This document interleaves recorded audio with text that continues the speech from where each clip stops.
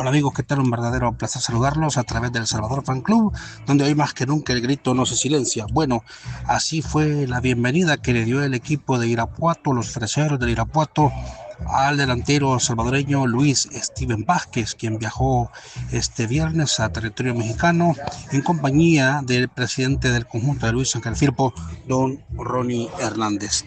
Así que ya Steven Vázquez tendrá que irse acomodando al equipo de los freseros de Irapuato para los partidos que vengan.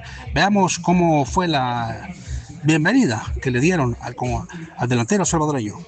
I don't want you to promise you can change everything and make it better, cause you can bet I'm gonna end up ruining it forever. And every time you think you got everything put back together, I end up making more regrets.